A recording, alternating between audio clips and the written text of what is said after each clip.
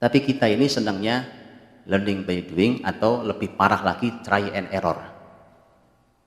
Sering try dan akhirnya error semua. Itu yang terjadi. Bayangkan kalau itu anak kita, Pak. Maka anak kita bukan kelinci, Pak. Kelinci percobaan maksud saya. Anak kita anggap kelinci percobaan. Menguji coba konsep baru yang diuji coba yang belum tentu berhasil. Saya sudah sangat sering diskusi dengan orang-orang pendidikan. Bertahun-tahun saya diskusi. Dan ternyata saya pernah membuat satu pertemuan seminar bersama salah seorang dokter, sekolah pendidikannya sampai ke Australia.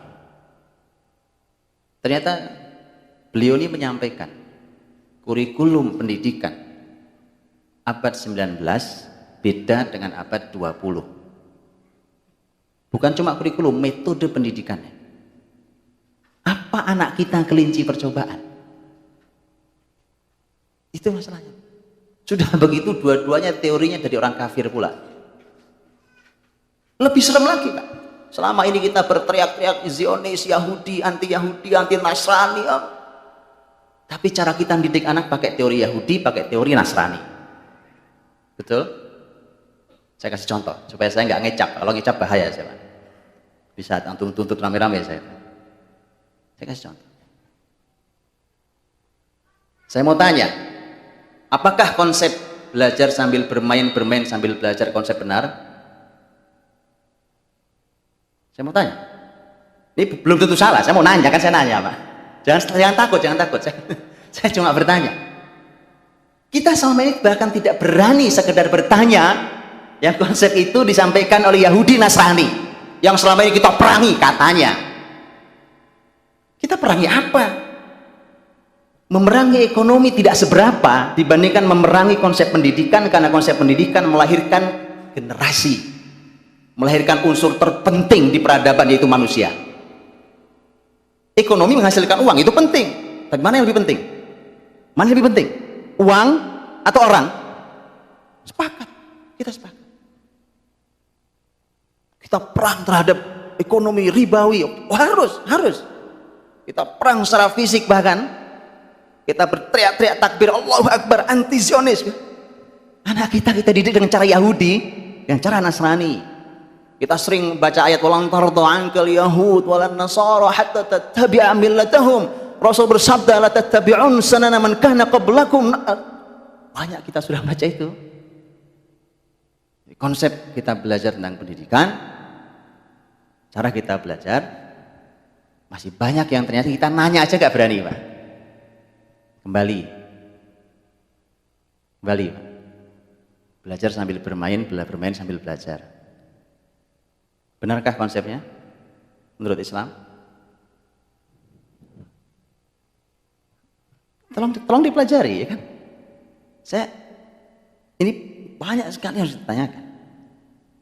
Orang pendidikan hari ini sekarang udah lumayan mulai banyak belajar, dan alhamdulillah muncul konsep jangan berkata jangan. Didik anak, ada psikolog di sini, Bapak Ibu psikolog, psikologi atau pendidikan pasti akrab dengan istilah jangan berkata jangan. Betul? Benarkah konsep itu?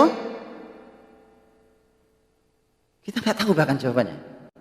Bukan nggak tahu, kita nanya pun nggak berani. Kita pikir selalu kita benar, itu bagus, ini konsep sangat bijak, very wise. Wah, bahasanya. Nahi, kontrol dengan syariat. Apa kata syariat? Selama ini kita teriak-teriak tentang tegakkan syariat. Bicara tentang pendidikan generasi kita, kemudian tiba-tiba kita tidak berani sekedar bertanya, betulkah ini konsep syariat? Ya, mari kita berpikir ulang tentang itu. Untuk itu, akhirnya memang kita harus belajar ulang. Ketika diantara kita adalah pendidik generasi itu, bayangkan kalau sumbernya keruh, jadi apa ke bawahnya? Air itu kalau turun dari ketinggian jernih, dia mengalir jernih, bukan? Tapi kalau sudah sampai sekian kilometer mulai keruh, Pak. Karena mulai banyak yang di bawah, betul? Bayangkan sekarang dari atas sudah keruh. Apa nggak hitam sampai ujung? Iya. Kepala kita keruh, hati kita keruh. Kemudian kita mengajari generasi, jadi apa jadinya? Itu. Untuk itu, mari saatnya kita praktekkan. Kalau selama ini kita berbicara tentang tegakkan syariat, kita sambut peradaban Islam masa depan ini, kita anti dengan Yahudi Nasara. Di mana buktinya di dunia pendidikan? Hadirin rahmati Allah SWT. Saya ingin memulai dari sebuah ayat, karena itu panduan utama kita yang Allah sampaikan dalam surat Al-A'raf 157. Alladzina yattabi'una ar-rasula an-nabiyyal ummiyya alladzi yajidunahu maktuban 'indahum fit Taurati wal Injil ya'muruhum bil ma'ruf wa yanhahum 'anil munkar wa yuhillu lahum at-tayyibat wa yuharrimu 'alaihim al-khaba'ith wa yadh'u 'anhum israhum wal aghlal allati kanat 'alaihim falladzina amanu bihi wa'azzaruhu wa nasaruhu wattaba'un nura alladzi unzila ma'ah ulaika humul muflihun. Orang-orang yang mengikuti Rasul Nabi yang ummi. Rasulullah Muhammad SAW ummi, tidak bisa baca tulis. Orang-orang yang mengikuti Rasul Nabi yang ummi, Rasulullah Muhammad SAW itu, yang namanya tertulis dalam Taurat dan Injil. Nama Nabi tercatat dalam Taurat dan Injil. Ada 5 tugasnya dalam ayat itu. Ya'muruhum bil ma'ruf, memerintahkan yang ma'ruf, wa yanhahum 'anil munkar, mencegah yang mungkar, wa yuhillu lahumut thayyibat, menghalalkan yang baik-baik, wa yuharrim 'alaihimul khaba'ith, mengharamkan yang tidak baik, wa yad'u 'anhum israhum wal aghlal allati kanat 'alaihim, dan melepaskan, meletakkan, menghilangkan belenggu yang membelenggu mereka dahulu. Ini maksud adalah syariat yang mudah, karena syariat Nabi Muhammad SAW adalah syariat yang mudah, berbeda dengan syariat sebelumnya, bukan begitu? Kalau kita baca surat Al-Baqarah, bagaimana cara taubatnya orang-orang yang menyembah sapi, patung anak sapi zaman Nabi Musa? Dan surat Al-Baqarah, kan kaum Nabi Musa begitu ditinggalkan menyembah patung anak sapi, Allah Subhanahu wa taala memberikan atau mau menerima taubatnya orang-orang yang menyembah patung anak sapi kaum Nabi Musa, ya, adalah dengan cara sebagaimana disampaikan dalam surat Al-Baqarah. Dan berat, cara taubatnya berat, karena kita tahu idz qala Musa liqaumi, ketika Musa berkata pada kaumnya ketika mereka menyembah patung anak sapi, bahwa cara taubat mereka adalah suruh bunuh diri. Suruh bunuh diri. Faqtulu anfusakum dzalikum khairul lakum inda bari'ikum fataba 'alaikum. Suruh bunuh diri, baru Allah terima taubatnya. Kalau sekarang ada orang berbuat kemusyrikan, itu kan kemusyrikan. Kalau ada orang berbuat kemusyrikan, cara taubatnya bunuh diri atau tidak? Makanya syariat Nabi Muhammad itu melepaskan belenggu yang dulu menyulitkan, mengikat mereka. Apalagi hadis Nabi yang sahih, utitu khamsan lam yu'tahunna nabiyyun qabli. Aku diberikan 5 hal yang tidak diberikan kepada nabi sebelum aku. Itu juga luar biasa. Baik, itu sudah Bapak Ibu sering dengarkan. Artinya, betul Pak, dia meringankan. Syariat Nabi Muhammad syariat yang meringankan. Falladzina amanu bih wa'azzaruhu wa nasaruhu wattaba'un nur alladzi unzila ma'. Orang-orang yang beriman kepadanya, mendukungnya, menolongnya, dan mengikuti cahaya yang diturunkan kepadanya. Bahasa Quran luar biasa. Dari kalimat itu, beriman, mendukungnya, menolongnya, mengikuti cahaya. Cahaya yang dimaksud adalah Al-Quran yang diturunkan kepada Nabi Muhammad SAW. Ulaika humul muflihun. Mereka lah orang-orang yang muflih. Mereka orang yang akan menang. Mereka orang yang akan beruntung. Mereka orang yang akan bahagia.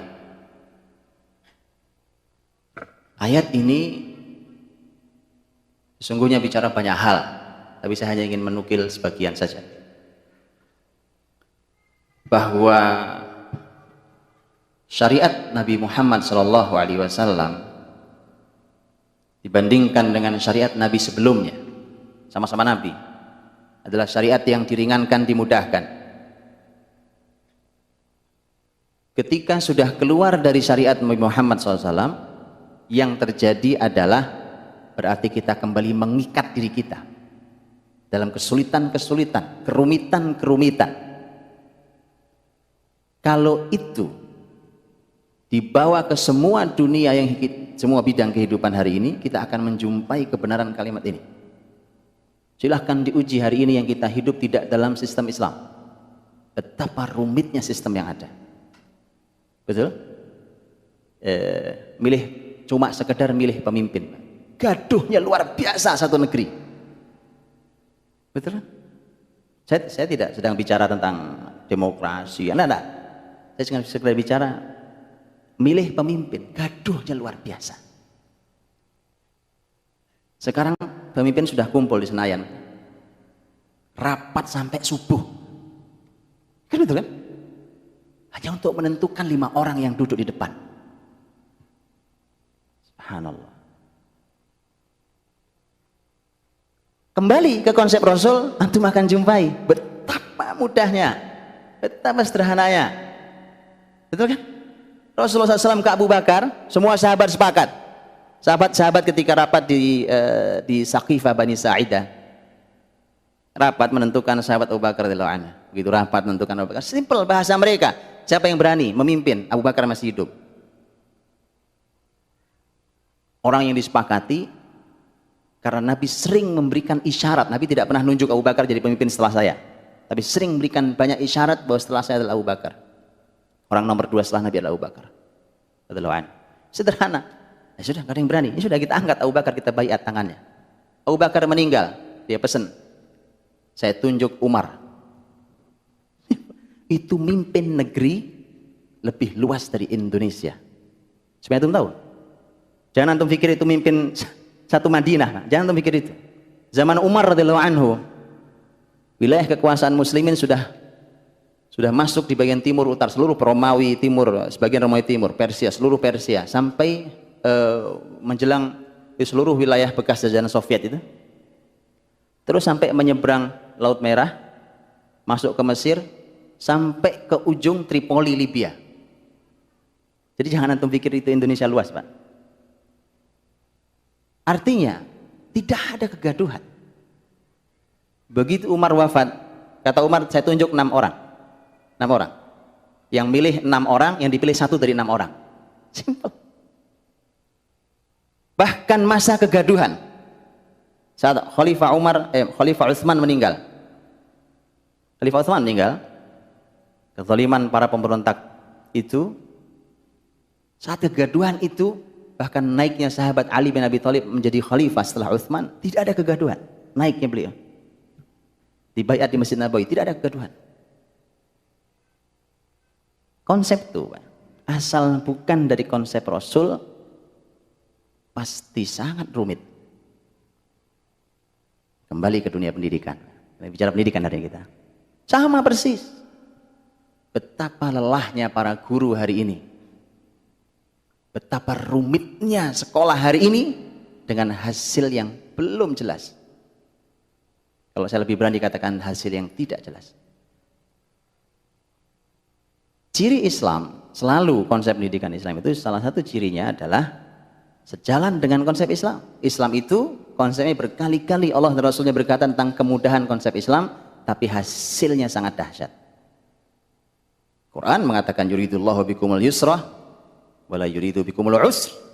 Ayat itu padahal diletakkan di tengah-tengah ayat puasa Ramadan. Puasa Ramadan itu, Pak, jangankan sebulan lamanya, sehari puasa itu yang nggak biasa puasa udah bingung mikirnya, Pak. Betul? Orang yang nggak biasa puasa itu sulit memikirkan gimana saya nggak makan nggak minum seharian. Yang nggak pernah puasa, orang kafir nggak pernah puasa, atau orang baru mau masuk Islam itu mikir puasa bingung. Sekarang suruh puasa 1 bulan lamanya Ramadan, tapi Allah sampaikan yuridullahu bikumul yusr wala yuridu bikumul usr. Allah inginkan kemudahan, Allah tidak inginkan kesulitan. Rasul bersabda, inna hadzal din yusr wala yushaddad dina ahadun illa ghalaba. Agama ini mudah. Asal kita tidak mengikuti konsep Nabi, rumit luar biasa, hasil tidak ada yang menjamin. Tapi kalau kita ikuti konsep Nabi, pasti mudah, hasilnya dahsyat. Untuk itu, maka seharusnya orang-orang beriman sederhana menerima konsep Rasulullah di dunia pendidikan, dan sesederhana mereka membuang konsep yang tidak sejalan dengan imannya.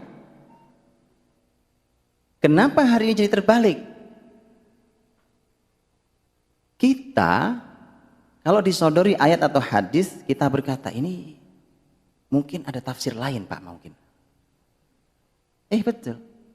Saya diskusi, ini Masya Allah, ini seorang, ini ceritanya ini beliau orang pendidikan, muslim taat. Dia sedang mengkritisi dunia pendidikan hari ini, jadi saking, tapi begitu disodori ayat juga bingung juga. Bingung juga, Pak. Ayat yang disodorkan adalah idz qala Luqmanu libnihi wa huwa ya'idhuhu ya bunayya la tusyrik billah inna syirka la dzulmun adzim. Ketika Luqman berkata pada anaknya, sementara Luqman sedang menasihati anaknya, dalam nasihatnya Luqman berkata, nak, jangan berbuat kemusyrikan. Kemusyrikan dosa yang besar. Saking itu orang terbelenggu dengan jangan berkata jangan, gitu. Akhirnya dia bilang, ini terjemahannya jangan pakai kata jangan. Coba bayangin coba. Saking susah menerima syariat Allah itu susah sekali. Kenapa? Karena ada penelitian yang kalau kata jangan itu negatif di otak anak-anak, di hati anak-anak akan malah bukannya positif. Seterusnya dengan teori otak ini, otak kanan, otak kiri, otak depan, otak belakang, otak dia bahas. Muter-muter kan itu, Pak. Teori paling hebat hari ini adalah teori otak. Cuma itu doang, paling hebat. Paling hebat itu teori, dianggap paling hebat. Teori otak dan teori usia perkembangan anak ini dianggap paling hebat. Ya.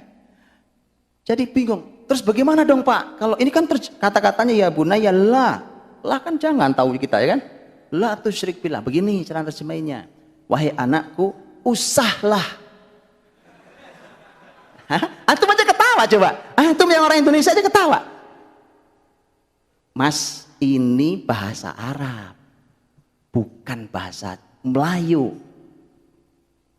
Kalau la dalam bahasa Arab itu cuma ada 2. La nafiyah dan la nahiyah. Ini bahasa Arab, ini bahasa Arab Quran kita, bukan bahasa Melayu. Ente puter-puter di bahasa Indonesia, bahasa Melayu enggak. Ini bahasa Arab. La itu cuma 2, ada la nafiyah, la nahiyah. La nafiyah itu meniadakan, negatif, mengatakan bukan. La nahiyah itu artinya jangan. Itu.